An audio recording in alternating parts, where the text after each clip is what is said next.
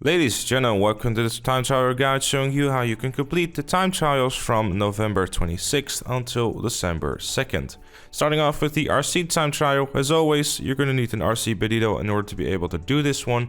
And while it's not super difficult, you might want to keep your speed in check, especially when you start doing bumps like this one here.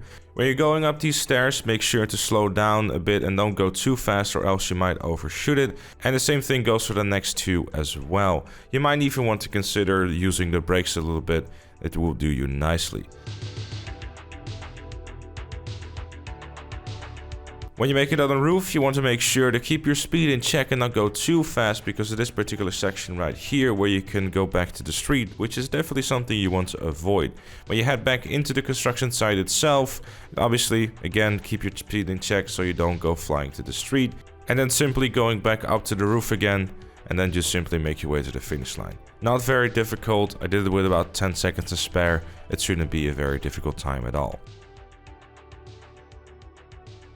Moving on to the regular time trial. For this one, as always, we're going to be using the baddie 801 and we're going to be doing a bunch of wheeling. This one is primarily going to be straight lines, so if you have something else that has a lot of top speed, like for example the SD8 or a gargoyle or any of those sort of high top speed vehicles, then you should be perfectly fine.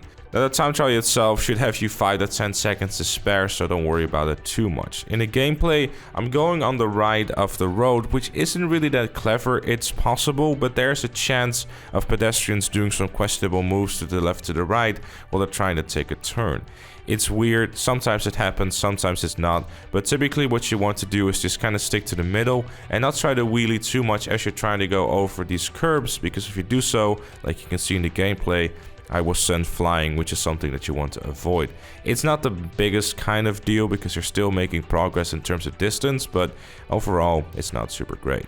When you're making your way to these swiggity swooty kind of roads, which is not actually the name for it, but it sounded funny, so I'm saying it anyways, you kind of want to slow down a little bit, and whenever you accelerate again, perhaps lean forward a little bit for an extra bit of speed boost.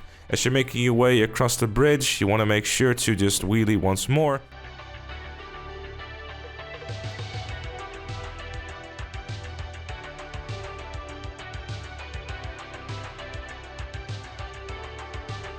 Whenever you make it back to this kind of corner, you want to pay attention because we're going to make a very swift right across the finish line, and that will be all. And for completion's sake, I'm also showing you how you should be taking the approach if you're going down the middle road inside of Paleto Bay.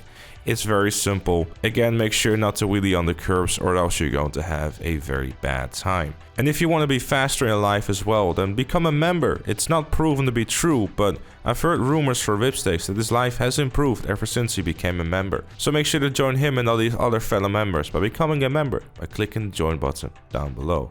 But with all that said and with all that done, thank you also very much for watching. Leave a like if you enjoyed, subscribe for more, and I'll see you all later.